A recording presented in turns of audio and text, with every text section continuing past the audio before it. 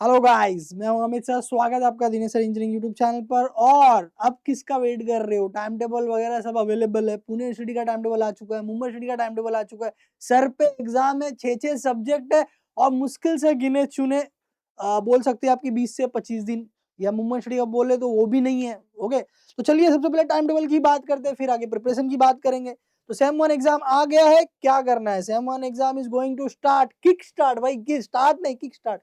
ये थोड़ा सा आपको हो सकता है कि ब्लर दिख रहा हो, ओके, बट इसका मैं अलग से एक कम्युनिटी पोस्ट डालने वाला हूँ टाइम टेबल का, मुंबई यूनिवर्सिटी पुणे यूनिवर्सिटी का। मोस्टली आपको कॉलेज से मिल ही गया होगा फिर भी, ओके, तो मैं फिर भी आपको एक जो है रफ आइडिया देता हूँ। 12 जनवरी, देखो मैं आपको बता दूं कि पुणे यूनिवर्सिटी में ना एक तो होता है पैटर्न, एक तो होता है पैटर्न। तो ये 2024 पैटर्न का मैं बता रहा हूँ, 2024 पैटर्न का मैं बता रहा हूँ, ओके। और इसके पहले भी एक पुराना पैटर्न था, 2019 का पैटर्न, उसका एग्जाम हो चुका है ऑलरेडी नवंबर में ही था।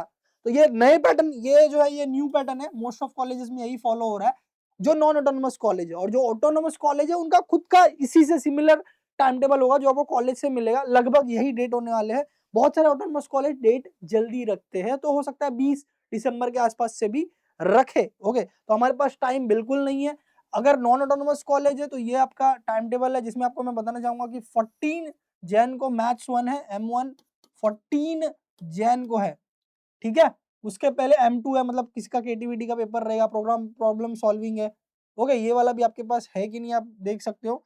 13 जन को प्रोग्रामिंग एंड प्रॉब्लम सॉल्विंग है, मोस्टली वो आई थिंक पाइथन होगा, ओके। फिर इंजीनियरिंग फिजिक्स और केमिस्ट्री, दोनों में से कोई एक आपने अभी लिया होगा और एक सेम 2 में होगा। तो इंजीनियरिंग फिजिक्स 15 जन को है, फिजिक्स 15 को है, और केमिस्ट्री 16 को है, जो भी आपका रहेगा। बी डबल ई में भी 2 टाइप होता है, एक बेसिक इलेक्ट्रॉनिक्स इंजीनियरिंग होता है, एक बेसिक इलेक्ट्रिकल इंजीनियरिंग होता है। ये वीडियो दोनों के लिए है, मैं पहले बता दूं। मुंबई यूनिवर्सिटी पुणे यूनिवर्सिटी सारे स्टूडेंट्स के लिए है, कैसे प्रिपरेशन करना है मैं बताऊंगा, पर थोड़ा सा खाली टाइम टेबल डिस्कस कर रहा हूं मैं। तो बेसिक इलेक्ट्रॉनिक्स जो है, इलेक्ट्रॉनिक्स, ओके, इलेक्ट्रॉनिक्स ये बेसिकली 17 को है, और इलेक्ट्रिकल जो है वो बेसिकली 19 को है, ठीक है। 19 जैन, जैन मतलब जनवरी, ठीक है। और फिर मैकेनिक्स जो है, मैकेनिक्स अपना 21 को है, मैकेनिक्स 21 जैन को है, और 22 को फंडामेंटल ऑफ प्रोग्रामिंग लैंग्वेज या सी प्रोग्रामिंग आप बोल सकते हो, ओके, 22 को है ये मोटा मोटी। हाँ, और किसी का इंजीनियरिंग ग्राफिक्स है तो 20 जनवरी को है। किसका अगर ग्राफिक्स रहेगा, जैसे ऑटोनोमस या कुछ कुछ कॉलेज में ग्राफिक्स पहले लेते हैं, तो वो 20 को है। तो ये व्हाइट आपको दिखने लग होगा, तो मैंने थोड़ा सा लिख दिया है तो आपको थोड़ा क्लियरली दिखे। तो ये आपका पुणे यूनिवर्सिटी 2024 का पैटर्न है। लेटेस्ट टाइम टेबल अभी अभी रिलीज हुआ है, 12 दिसंबर, आप डेट यहाँ पर देख सकते हो, ठीक है। ये वीडियो रिकॉर्डिंग करने की प्लानिंग मेरी एक दिन पहले थी, बट मुझे मालूम पड़ा कि टाइम टेबल आने वाला, मतलब एक दिन और रुक ही जाते। तो टाइम टेबल फाइनली आ गया पुणे यूनिवर्सिटी का। और ये है मुंबई यूनिवर्सिटी का टाइम टेबल 22 दिसंबर, 22 दिसंबर अप्लाइड मैथ्स 1 है। अभी मुंबई यूनिवर्सिटी में भी क्या होता है, ये वाला जो है NEP वाला है, लेटेस्ट वाला फॉर्मेट। तो अलग अलग फॉर्मेट होता है, बराबर। जैसे मैंने पुणे में बोला 2 फॉर्मेट है, एक तो 2024 पैटर्न, मोस्ट ऑफ सारे नए कॉलेजेस नए वही फॉलो कर रहे हैं। 2019 पैटर्न एक आध कॉलेज कोई फॉलो कर रहा होगा, ओके।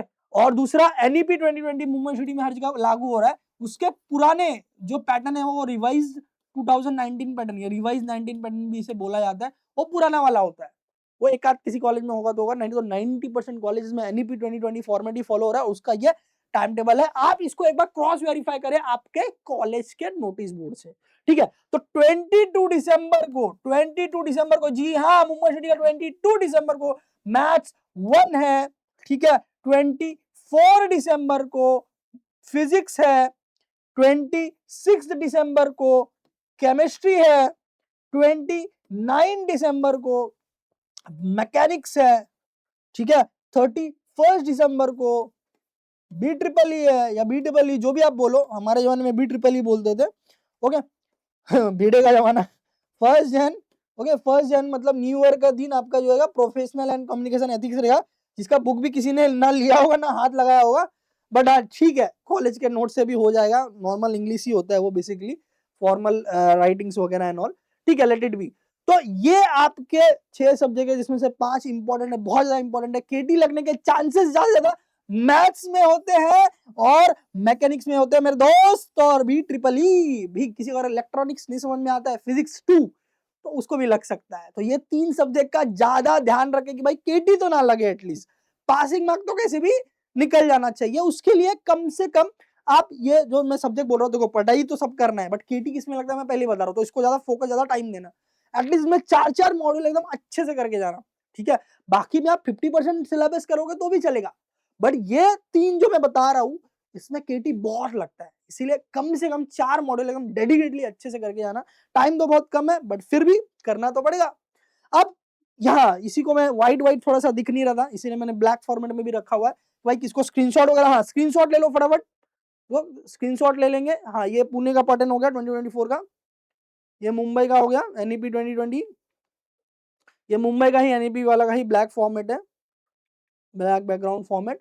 हाँ और कुछ ऑटोनोमस कॉलेज का भी एग्जांपल के मैंने लिया है कि भाई कोई ऑटोनोमस कॉलेज है तो उनका अलग से रहता है, ऐसा कुछ रहता है, बराबर। जैसे ये किसका है, ये पिल्ले कॉलेज का, एचओसी रासायनी कॉलेज, ओके। ये अपना कौन सा, ये ठाकुर कॉलेज का है, ठाकुर में भी 2-3 ब्रांच है, सबका अलग अलग है, ये आई थिंक मेन ठाकुर का है, ठीक है। फिर ये डॉन बॉस्को का है, ये मुंबई के ऑटोनोमस कॉलेजेस का मैंने एग्जांपल लिया इसे बताने के लिए कि ऑलमोस्ट 22 दिसंबर के आसपास ही सबका कॉलेज का ये एग्जाम है। सायन एंकर ने बहुत अच्छा किया, 5 जनवरी वो लेके गए पुणे यूनिवर्सिटी के, ऐसा तो थोड़ा सा उनको ज्यादा टाइम मिल जाएगा, ओके। तो बेसिकली गाइस टाइम टेबल आ गया, मुद्दे की बात ये है कि टाइम टेबल आ चुका है। आज 13 दिसंबर में वीडियो बना रहा हूँ, 22 दिसंबर को मुंबई यूनिवर्सिटी का एग्जाम है, ऑलमोस्ट 22 दिसंबर से सबका एग्जाम है, ऑटोनोमस सारे कॉलेजेस और मुंबई यूनिवर्सिटी का। पुणे को थोड़ा सा ज्यादा टाइम मिला है तो बहुत अच्छी बात है, बट प्रिपरेशन तो सबको करना है। देखो गाइस यहाँ पर अपने पास 5-6 सब्जेक्ट है, करेक्ट, उसमें से 2-3 सब्जेक्ट ऐसे जिसमें केटी ज्यादा लगता है, तो उसको अपने को टाइम ज्यादा देना है, उसका सिलेबस थोड़ा अपने को ज्यादा करना है, ठीक है। और बहुत सारे लोग क्या करते हैं, खाली मगअप करते हैं, ओरल ओरल ओरल। देखो जो सब्जेक्ट है बी ट्रिपल ई, न्यूमेरिकल्स आते हैं, डेरिवेशंस रहते हैं, मैकेनिक्स पूरा का पूरा न्यूमेरिकल बेस्ड है, ठीक है। और मैथ्स पूरा का पूरा मैथ्स जो है न्यूमेरिकल बेस है। तो ऐसे न्यूमेरिकल बेस्ड सब्जेक्ट में अगर आप सोचो कि नहीं मैं ओरली देखूं, इतना लंबा लंबा कौन करेगा, बराबर 2-2 3-3 पेज का मैं ओरली मेरे को याद होता है सर, बट और एक्चुअली नहीं होता है। आपको अगर एक्सपेरिमेंट करना है तो आप करो, कोई भी चीज आप एक चैप्टर पढ़ लो, ओके, ठीक है। और आज छोड़ के कल, एक दिन छोड़ के, आप इतना टाइम नहीं एक्सपेरिमेंट करने का, फिर भी मैं बता रहा हूँ, या आप रिकॉल कर सकते हो, उसी चीज को लिख के देखने का ट्राई करेंगे। हाँ ये क्वेश्चन मेरे एग्जाम में आ गया, मैंने थेवेनिन्स थ्योरम पढ़ा है, ओके, बी ट्रिपल का, अभी मेरे को यह आ गया, अभी मैं कैसे करूंगा, ओके, सीएलआर आ गया, मतलब okay, coulomb slow Ohm's law वाला सर्किट वर्किट एंड ऑल, तो लिख कर रहा होगा, आप लिख नहीं पाओगे ओरली करोगे तो इसीलिए इस सब्जेक्ट्स में केटी लगता है, क्योंकि मैक्सिमम बच्चे ओरली करते हैं, ओके। जैसे मैंने आपको बोला 6 मॉड्यूल में से 3 से 4 मॉड्यूल एटलीस्ट आपको सीरियसली करना चाहिए। मैक्सिमम आपको जो डेरिवेशन न्यूमेरिकल जो इंपॉर्टेंट जो भी चीजें होती है वो आपको लिख के प्रैक्टिस करना चाहिए, तब आपको लॉन्ग टाइम तक याद रहेगा और आप एग्जाम में लिख पाओगे। ओरली करोगे नहीं करेगा। ओरली किस में चलेगा मैं आपको बताता हूँ, फिजिक्स में ओरली आप कर सकते हैं, केमिस्ट्री में ओरली कर सकते हैं, कोई भी थियरी बेस्ड सब्जेक्ट जो होता है उसमें आप ओरली करोगे चलेगा, नो इश्यू, आप ओरली करो, मगअप करो, नो इश्यू, कोई इश्यू नहीं है। बट जो मैंने बताया आपको subject mechanics, maths, B triple E, किसी को ग्राफिक्स रहेगा, ओके। प्रोग्रामिंग वाले में भी क्या होता है, 50% थियरी होता है, 50% न्यूमेरिकल होता है, राइट अ प्रोग्राम या राइट अ फ्लो चार्ट या जो भी रहेगा, एल्गोरिदम्स, ठीक है। तो उसमें आपको रिटन प्रैक्टिस की जरूरत पड़ती है। तो पहला पॉइंट तो यही मुझे आपको बताना था, बिकॉज मोर देन 90% क्राउड यही गलती करती है और फिर बाद में बोलते हैं अरे मेरे को किसी ने बताया नहीं, ठीक है। तो एग्जाम प्रिपरेशन की पूरी प्लानिंग में बताने वाला हूँ, सीरियसली सुनो, बिकॉज यही काम आने वाला है आपको। मुझे मालूम है बहुत सारे स्टूडेंट ने पढ़ाई की है, बट 6 के 6 सब्जेक्ट तो किसी के नहीं हुए रहेंगे, ये मैं फॉर श्योर लिख के दे सकता हूँ, ठीक है। 2 सब्जेक्ट 3 सब्जेक्ट आपने किया रहेगा, 6 का 6 नहीं किया रहेगा, बराबर। और बहुत सारे 50% डाउट था ऐसे कि भाई 6 का एक भी नहीं हुआ मेरा सर, या हुआ है जीरो स्टडी, जीरो स्टडी। देखो आप लेक्चर गए बैठे, ओके, नोट्स व्यूट्स आपने किया, तो जीरो स्टडी नहीं है इधर थोड़ा सा, बट रिकॉल करने की जरूरत है। Let's see. तो एग्जाम प्रिपरेशन प्लानिंग पहला मुद्दा, भाई सबसे पहले ऑटोनोमस वाले सुन लो, ऑटोनोमस वाले, भाई तुम्हारा पेपर कॉलेज वाले बनाएंगे, चेक, कॉलेज वाले करेंगे, बराबर, ये मुद्दा तो क्लियर हो गया। तो अब एग्जाम में क्वेश्चन कैसे आएंगे, वही क्वेश्चन या वैसे क्वेश्चन आएंगे जो आपको क्लासरूम में कराए गए हैं फ्रॉम योर रिस्पेक्टिव फैकल्टी। मैं कोचिंग क्लासेस की बात नहीं कर रहा हूँ, मैं यूट्यूब वीडियोस या यूट्यूब लेक्चर्स की बात नहीं कर रहा हूँ, मैं आपके कॉलेज की बात कर रहा हूँ।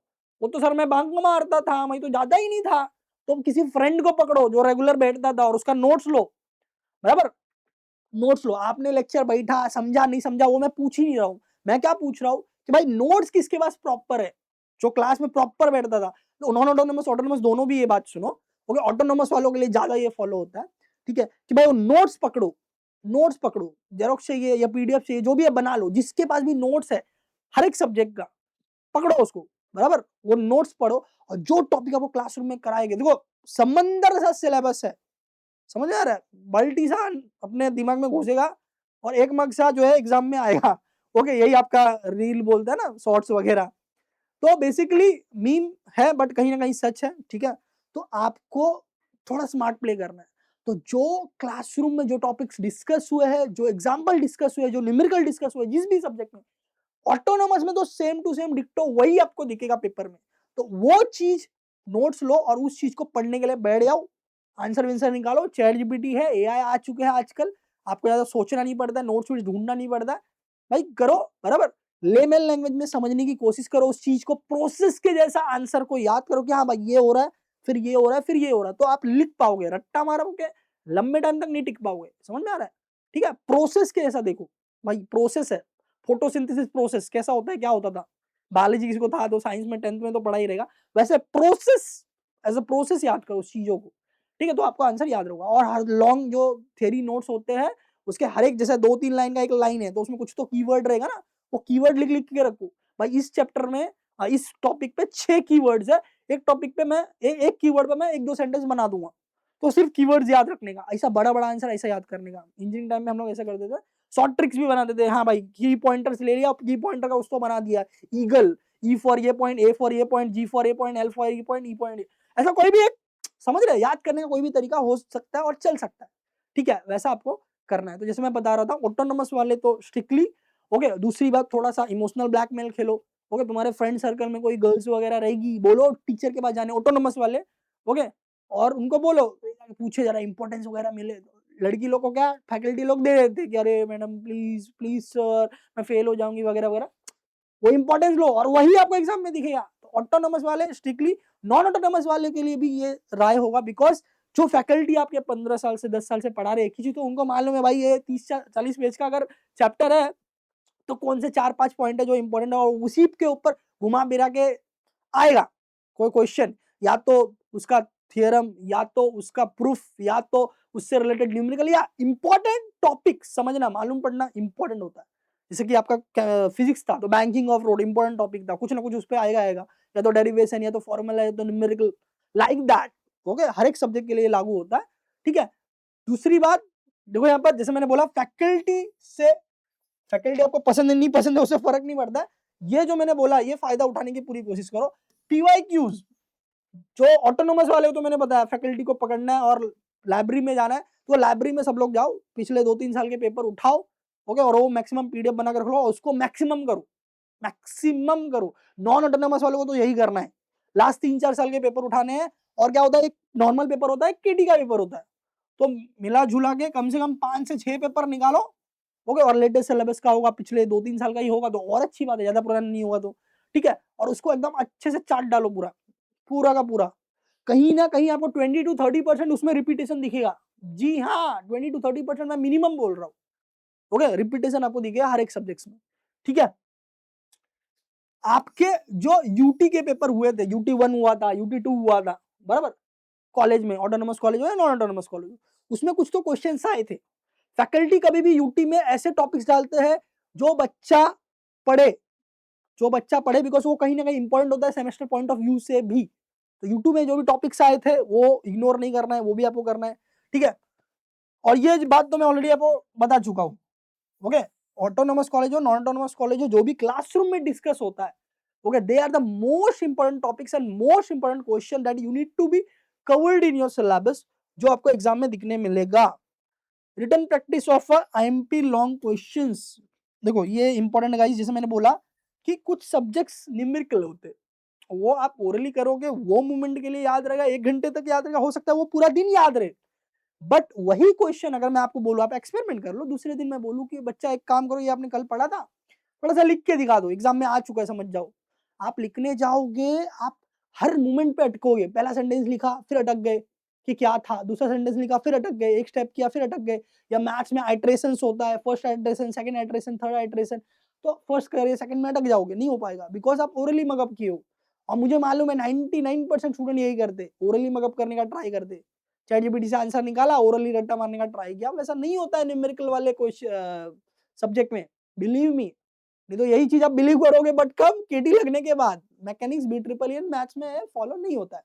हाँ, जहां पर थियोरिकल क्वेश्चन है, थ्योरेटिकल क्वेश्चन है BEEE में, मैकेनिक्स में, वो होगा, बट न्यूमेरिकल्स में नो वे। ठीक है। और डिस्ट्रीब्यूट टाइम फॉर प्रिपरेशन, सबसे इंपॉर्टेंट तो ये भाई। क्या होता है मालूम है, सीरियसली हम लोग पढ़ाई करने बैठते हैं और सर ने बोला भाई केटी लगने वाली है, तो अपन मैथ्स पहले लेके बैठेंगे, मैथ्स लेके बैठे, आज 6 दिन वही किया, 6-7 दिन, 8 दिन कर दिया, अरे एकदम टॉप अभी मैथ्स में। मैकेनिक्स करने बैठे, फिर उसमें भी 5-6 दिन दे दिए, फिर मालूम पड़ा 2 दिन बाद एग्जाम है और हमने 2 ही सब्जेक्ट पढ़ा है, 6 सिलेबस 6 सब्जेक्ट का है, 2 ही सब्जेक्ट पढ़ा है, सर ऐसा कैसे हो गया। तो टाइम डिस्ट्रीब्यूशन बहुत ज्यादा मैटर करता है इसमें। ये आप ये कर सकते हो कि जो मेन सब्जेक्ट्स है BEEE, मैकेनिक्स, मैथ्स, जो भी आपको डिफिकल्ट लगता है उसको थोड़ा सा वेटेज ज्यादा दो, टाइम ज्यादा दो। फॉर एग्जाम्पल, अगर आज 13 दिसंबर है और 22 दिसंबर से मेरा पेपर है, ठीक है, और मेरे पास कहीं ना कहीं 12-13 दिन है, ठीक है, तो सबसे पहले तो अपने को कम से कम 2-2 दिन हर एक सब्जेक्ट को देना पड़ेगा। ठीक है, उसमें भी देखो कि आपके टाइम टेबल में कौन से पेपर में ज्यादा छुट्टियां हैं, उसको आप अर्ली स्टडी प्रिपरेशन में कम टाइम दे के वो टाइम पे ज्यादा टाइम दे सकते हो। थोड़ा सा कैलकुलेशन खुद बिठाओ, बराबर, कोई और आपको नहीं करके देगा। यू आर इनफ मैच्योर, आप बड़े हो चुके हो, इंजीनियरिंग में आ चुके हो, प्लानिंग के साथ करो, डेफिनेटली बहुत अच्छा होगा। जो गया टाइम वो भूल जाओ, उसके बारे में सोचना ही नहीं है। इंजीनियरिंग में पढ़ाई ऐसे ही होती है, लास्ट के 15-20 दिन में ही सब लोग बैंड बजाते हैं पेपर्स की, सिलेबस के बहुत अच्छा स्कोर लाते भी है। Just you need to play with smart trick, जो मैंने आपको बताया। ऑटोनोमस वाले कॉलेज फैकल्टीज नोट्स वो सब पकड़ेंगे, नॉन ऑटोनोमस वाले यूटी का पेपर हो गया, पिछले 3-4 साल का पेपर हो गया, उसमें जो भी टॉपिक्स हो गए एकदम सीरियसली, एकदम अच्छे तरीके से करना है। ठीक है, इसके अलावा आपको कोई चैप्टर, जैसे मैंने बोला कि एटलीस्ट आपको 50% सिलेबस डिटेल में करके जाना चाहिए कोई भी सब्जेक्ट को, at least. I am not saying the all the syllabus, वो हो ही नहीं सकता है। 6-6 मॉड्यूल है, 3 मॉड्यूल आप डिटेल में कर सकते हो। ठीक है, डिटेल में भी नहीं तो एटलीस्ट जो इंपॉर्टेंट टॉपिक आपको मालूम है इसमें से क्वेश्चन पूछे जाते तो वो तो कर ही सकते हो। ठीक है, तो वो आप जरा सा फोकस करो। ओके, टाइम प्लानिंग बना के सीरियसली करो। सब चीजें जो होती है, बहुत सारी चीजें जो आपको अवॉइड करनी है वो स्ट्रिक्टली अवॉइड करनी है। देखो, आपको मुझे ज्यादा बताने की जरूरत नहीं पड़नी चाहिए। आप 10th दिए हो, बोर्ड एग्जाम लास्ट मंथ तो कैसे पढ़ाई किया था आपको मालूम है। आपने बोर्ड एग्जाम 12th दिया हुआ है, एंट्रेंस का प्रिपरेशन किया हुआ है, इतना डिफिकल्ट चीज किया हुआ है, तो ये उसी लेवल का है, कुछ एकदम हटके कुछ अलग नहीं है, डिफिकल्ट नहीं है।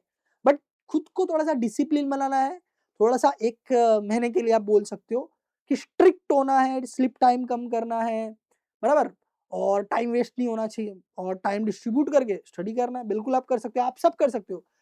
मैं आपको बता दूं कि भाई 13 लाख स्टूडेंट महाराष्ट्र में 10 देते हैं, जिसमें 3.5 या 4 लाख स्टूडेंट जो है साइंस में आते हैं। उसमें भी महाराष्ट्र में जो इंजीनियरिंग का सीट है 1,18,000, दैट इज 1,20,000 अप्रोक्सीमेटली, उतने लोग इंजीनियरिंग में आते। तो समझ रहे हो, 13 लाख से टॉप 1 लाख स्टूडेंट में आप हो, समझ रहे हो, टॉप 10% स्टूडेंट हो आप, स्टूडेंट कम्युनिटी के टॉप 10 में आते हो आप, टॉप 10% में आते हो। तो you have that calibre, you have that skills, but क्या उसको सही डायरेक्शन में लगाना है, बराबर। ठीक है, तो आपको देखो, ये बोलने वाली बात नहीं, फिर मैं बोल देता हूं। देखो, मीडिया आपको, सोशल मीडिया जो है 1 महीने के लिए छोड़ दो। हाँ, यूट्यूब से वीडियो वगैरह देख रहे हो पढ़ाई के लिए, ChatGPT का यूज कर रहे हो, नोट्स निकाल के पढ़ाई करनी है, वो करो, वो डेफिनेटली लो, टेक्नोलॉजी का यूज करना ही चाहिए, अदरवाइज नहीं हो पाएगा, बराबर। अदरवाइज टाइम चला जाएगा, बुक से ढूंढने बैठोगे भाई, 200 पेज का बुक है, कहां ढूंढोगे, बराबर। वो टेक्नोलॉजी का यूज करो, but not in this man. Outing बंद करो, आपको पहले ही मालूम है। आप किसी भी फंक्शन में जाते हो ये बोल के कि मैं 1 घंटे में रिटर्न हो जाऊंगा, बट कहीं ना कहीं फ्रेंड मिल जाते हैं, रिलेटिव मिल जाते हैं, टाइम बर्बाद हो ही जाता है पूरा, फिर थक जाते हो, फिर घर आके कुछ होता नहीं है। तो घर से बाहर निकलना पूरा अवॉइड करो। कोई कॉलेज में जा रहा है लाइब्रेरी में पढ़ने के लिए, तो लाइब्रेरी के कॉर्नर में देखो, ताकि आपको कोई देख ना पाए, बिकॉज वो आपको देखेगा, आपको बोलेगा हाय कैसा है, फिर तू मिलेगा, वो मिलेगा, फिर बोलेंगे चल कैंटीन जाके आते, नाश्ता, गया पूरा दिन। समझ रहे हो, जंक फूड्स अवॉइड करो फिलहाल के लिए, बिकॉज आपको भी मालूम है एग्जाम के टाइम पे थोड़ा भी कुछ प्रॉब्लम हो गया तो अपन फोकस नहीं कर पाते। इनफैक्ट सिंपल सा बुखार भी हो गया कि भाई जो डोलो खा के ठीक हो सकता है, फिर भी हम डिस्टर्ब हो जाते हैं, पढ़ाई में मन नहीं लगता, 1-2 दिन बर्बाद हो जाता है। तो you need to avoid that. Friends meeting जो मैंने अभी एक्सप्लेन किया, हम हाई हेलो करने जाते हैं, बट उधर बाय बेलो क्या क्या क्या हो जाता है पता ही नहीं चलता है, और पूरा दिन बर्बाद हो जाता है। ठीक है, और सब यही बोलेंगे अरे क्या है भाई, कर लेंगे 1 दिन में कर लेंगे, इंजीनियर लोग कर लेते। अब एक इंजीनियर लोग कर लेते क्या भाई, एक ही दिन में क्या पूरा एकदम ऐसा चिट्टी जैसा करेगा क्या, ढुप ढुप हो गया? नहीं ना, बराबर पढ़ना तो पड़ेगा, टाइम तो देना पड़ेगा। फैमिली फंक्शन के अंदर ही अवॉइड करना। ये मैं टिक क्यों कर रहा हूँ, कोई उल्टा मतलब निकाल देगा, कोई रील वील ना बना ले, सर बोल रहे ये सब करने के लिए। ओवर स्लिप अवॉइड करना है आपको, जैसे मैंने आपको बोला 6 to 7 आवर का स्लिप इनफ है। बाकी टाइम आप प्रॉपरली टाइम कैलकुलेट करके पीरियड वाइज पूरा बनाओ कि भाई 2 से 3 घंटा मैं ये करूंगा, 2 से 3 घंटा ये करूंगा, बीच में 15-15, 20-20 मिनट या आधे घंटे का ब्रेक ले सकते हो, और पूरा दिन सीरियसली आप पढ़ाई कर सकते हो। ओवर ईटिंग अवॉइड करो, रीजन उसका वही है कि ज्यादा खाते हैं या राइस ज्यादा खाते हैं तो नींद आती है, उबासी आती है, नॉर्मल सा कोई भी साइंस स्टूडेंट बोल सकता है, आपको बता सकता है कि भाई तो फिर क्या होता है, पढ़ने को नहीं होता है, मन नहीं लगता है भाई। जितना जूसेस पियोगे, ड्रिंक्स वगैरह, ड्रिंक्स का मतलब फ्रूट जूसेस, ओके, और energy drink, ORS and all, nothing else, okay. तो ये सारी चीजें आपको जरा सा करनी है, ध्यान देना है, करनी है मतलब अवॉइड करनी है, ओके। तो ये चीजें मैंने आपको बताया। देखो अभी आप पूरा डिटेल में स्टडी करने चाह रहे हो तो सिर्फ 2 या 3 चैप्टर का ही करो, किसी भी सिलेबस का। पूरा 6 के 6 मत करने जाओ, टाइम वेस्ट हो जाएगा, क्योंकि अपने को 6 सब्जेक्ट करना है, एक सब्जेक्ट से डील नहीं करना है। वो टीचर जो है वो आपको बताएगा, बट वो एक ही चैप्टर का, एक ही सब्जेक्ट के लिए बता रहा है ना, अपने को 6 सब्जेक्ट से डील करना है, that is important part, okay. तो जो इंपॉर्टेंट था मैंने बता दिया। इंजीनियरिंग के वीडियो लेक्चर पीडीएफ नोट्स है, कोई हमारे इंजीनियरिंग के कोर्स में होगा तो वहां से सीरियसली करो, बिकॉज उसमें एकदम शॉर्ट एंड स्वीट में सब दिया है। कोई यूट्यूब से कर रहा है तो यूट्यूब पे हमारे प्लेलिस्ट है, उससे करो, ठीक है। और वो they are the most important चीज। देखो हम या कोई भी फैकल्टी जो पढ़ाता है, जरूरी नहीं कि मैं ऑनलाइन की बात कर रहा हूँ, यूट्यूब की बात कर रहा हूँ, या कोर्स की बात कर रहा हूँ, या क्लासरूम की बात कर रहा हूँ, या कहीं भी आप ट्यूशन जाते हो, उनको मालूम है कि ये इंजीनियरिंग का स्टूडेंट है, इसके पास इतना टाइम नहीं कि पूरा एकदम मैं कुछ भी डिटेल में बता दे बैठू।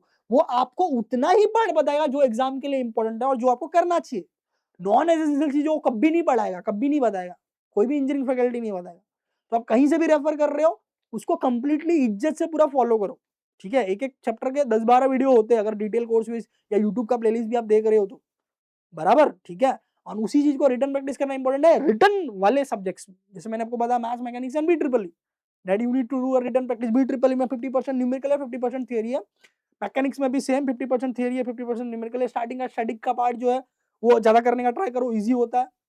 फिर डायनेमिक के पार्ट से भी कुछ कुछ तो करना ही पड़ेगा, अदरवाइज सिर्फ स्टैटिक के ऊपर डिपेंड नहीं हो सकते। बहुत लोग सिर्फ स्टैटिक के ऊपर डिपेंड होते हैं। बी ट्रिपल में भाई न्यूमेरिकल प्रैक्टिस करना पड़ेगा, जो चैप्टर आता है वही करे एटलीस्ट। डीसी तो डीसी, डीसी के न्यूमेरिकल ज्यादा इजी है as compare to other. AC circuit 3D transformer है, बट डीसी ज्यादा इजी है, वो करके जाओ अच्छे से। उसके बाद टाइम मिले तो एसी और बाकी भी करो, ठीक है। और क्या था बचा, मैथ्स। मैथ्स में भी वो 5-6 चैप्टर है आपके, ऑटोनोमस कॉलेज और नॉन ऑटोनोमस कॉलेज, जो चैप्टर को समझ में आता है, मैट्रिसेस तो मैट्रिसेस, कॉम्प्लेक्स नंबर तो कॉम्प्लेक्स नंबर, लीनियर अलजेब्रा तो वो, आइगन वैल्यू तो आइगन वैल्यू, आइगन वेक्टर, जो समझ में आता है वो पहला चैप्टर की छठवां वो मत देखो, वो चैप्टर डिटेल में पूरा करो। वरना जो समझ में नहीं आ रहा है वो करने जाओगे, टाइम बर्बाद होगा, कुछ नहीं होगा। अपना टॉपिक एकदम सिंपल है, 50% डिटेल करने का है, बाकी 5-6 साल का पेपर पूरा पूरा करके जानी है, दैट्स ऑल, ओके। तो सब कुछ है आपके पास, free engineering video lecture PDF notes है, कैसे करना है सबको पता है। कोई नया बच्चा रहेगा तो उसके लिए खाली बता दे रहा हूँ कि भाई Dinesh sir engineering YouTube channel है हमारा पूरा, यहाँ पर हम लोगों ने डेडिकेटेडली प्लेलिस्ट बनाया हुआ है, ठीक है। हाँ मानता हूँ मैं, हमारा ये स्टार्ट था, पूरा सिलेबस हम प्रोवाइड नहीं कर पाए, बट जितना हो सकता है उतना हमने प्रोवाइड करने की पूरी कोशिश की है। पूरा प्लेलिस्ट है, ग्राफिक्स हो, बी ट्रिपल ई हो, मैथ्स हो, मैथ्स के 2-2 प्लेलिस्ट है, दिनेश सर का, मिथिलेश सर का partial derivative, complex number and बाकी चीजें सर ने मैट्रिसेस पूरा कवर अप किया हुआ है। सी प्रोग्रामिंग है, पाइथन प्रोग्रामिंग है, ओके। प्लेसमेंट से रिलेटेड चीजें है, बट ये बाद में आप देखो, अभी जरूरत नहीं है। केमिस्ट्री है, ठीक है। मैंने मैकेनिक्स का 2 था, एक स्टैटिक था, एक डायनेमिक था, ओके, ठीक है। तो ये हाँ मेन प्लेलिस्ट वही था, ओके। ये तो ये लेटेड भी, ठीक है। पीडीएफ नोट्स कैसे लेना है, इंजीनियरिंग चैनल पे जाओ, जो भी वीडियो लेक्चर हुआ उसी का पीडीएफ नोट्स की मैं बात कर रहा हूँ। बिकॉज देखो आप नोट्स बनाने जाओगे, बहुत लोग क्या बोलते हैं, अरे मैं नोट्स बनाता हूँ फिर मैं पढ़ाई करूंगा। अबे नोट्स क्या बनाएगा, 12 दिन बच्चे उसमें नोट्स बनाने बैठेगा, पढ़ाई कब करेगा? नोट्स बनाने मत बैठो, जो भी नोट्स अवेलेबल है उसी को गो थ्रू करो। डायरेक्ट इधर छापने का ट्राई करो, इधर छापने का ट्राई मत करो, okay. This is the Dinesh sir engineering app, totally free है। आप इंस्टॉल करोगे, यहाँ पर क्लिक करना है, ओके, यहाँ पर क्लिक करना है, ट्रिपल लाइन में कुछ पेमेंट नहीं करना है फ्री नोट्स के लिए। फ्री मटेरियल पे क्लिक करना है, फिर यहाँ पर डॉक्यूमेंट्स आएगा, डॉक्यूमेंट के अंदर आप सारे फोल्डर वाइज नोट्स है वो आप रेफर कर सकते हो, ठीक है। जैसे ये एक एग्जांपल ये सी प्रोग्रामिंग, इसके अंदर ये ऐसा, ठीक है। फिर कोई iOS वाला है तो माई इंस्टीट्यूट ऐप करना है और ORG कोड डालना है, CCNRR। चैनल सब्सक्राइब कर देना भाई, इतनी मेहनत कर रहे, ठीक है। हाँ कोई ऐसा चाहता है कि नहीं सर मेरे को डेडिकेटेड कोर्स ही दो, मुझे टाइम वेस्ट करना ही नहीं है, तो भाई दिनेश सर इंजीनियरिंग ऐप पे जाने का तो www.dinesher.in वेबसाइट पे जाने का, लैपटॉप पीसी मोबाइल हर जगह चलता है, और हमारे पास डेडिकेटेड कोर्स है, सब सब्जेक्ट का नहीं है बट जितना है वो बेस्ट है। ओके, मैथ्स का है हमारे पास, मुंबई पुणे और बाकी यूनिवर्सिटी का भी है, पर मैं मुंबई पुणे पे ज्यादा फोकस कर रहा हूँ बिकॉज अभी एग्जाम्स के टाइम उनके ही चालू हुए। मुंबई पुणे का भाई, ओके, मैकेनिक्स का है भाई, पूरा का पूरा एकदम डिटेल, एकदम डिक्टो, एकदम नया लेटेस्ट 2024 पैटर्न के अकॉर्डिंग, मुंबई वालों का एनईपी 2020 लेटेस्ट के अकॉर्डिंग। तो बाकी जगह पे क्या होता है भाई, 10 साल पुराना वीडियो चला रहे हैं अभी तक, ओके, वो आप लेने के बाद फंस जाते हो। सी प्रोग्रामिंग मुंबई पुणे पूरा का पूरा एकदम लेटेस्ट है, और सबसे इंपॉर्टेंट बात क्या मालूम है कि भाई एग्जाम पॉइंट ऑफ देखते हुए हम लोग ने एकदम लेटेस्ट 300 रुपए का डिस्काउंट कूपन दिया हुआ है, 300 रुपए का, समझ रहे हो, मतलब जिसने बच्चे ने पहले लिया था उससे 300 रुपए आप कम ही दे रहे हो, 1800 का 300 मतलब 1500 में मिल जाएगा। सी प्रोग्रामिंग का या पाइथन प्रोग्रामिंग का 1500 है तो आपको 1200 में मिल जाएगा। ठीक है, हमारे पास C programming, Python programming, mechanics, maths, ये सारे सब्जेक्ट्स अवेलेबल है। ठीक है, बी ट्रिपल ई नहीं है हमारे पास, वो डिफिकल्ट सब्जेक्ट होना चाहिए बट नहीं है, बट वो यूट्यूब से आप कर सकते हो। ठीक है, तो यही चीजें आपको बतानी थी, होप्स आपको अच्छा लगा होगा, आप फीडबैक आप कमेंट में जरूर बताएं, और कोई प्रॉब्लम है, कोई इशू है ऐसा जैसे मैं डिस्कस नहीं कर पाया या कवर नहीं कर पाया, वो पॉइंट आप चाहते हो कि नहीं सर कुछ वीडियो बना के उस टॉपिक पे डिस्कस करो, कोई भी प्रॉब्लम है आपका तो आप कमेंट में बताइए, उसके ऊपर मैं वीडियो लेके आऊंगा। ठीक है, बट मोस्टली जो भी मैक्सिमम इंपॉर्टेंट चीजें थी वो मैंने पूरी कवर की है, जो एज अ गाइड आपको, जो मुझे गाइड करना था, जो मैक्सिमम बच्चे गलती करते वो मैंने आपको बता दिया। थोड़ा सा आपको बुरा लगेगा बट पूरा दिल पे लो और स्ट्रिक्टली पढ़ाई करो ताकि आपका केटी ना लगे। ठीक है, मिलते हैं अगले वीडियो में गाइस, ऑल द बेस्ट।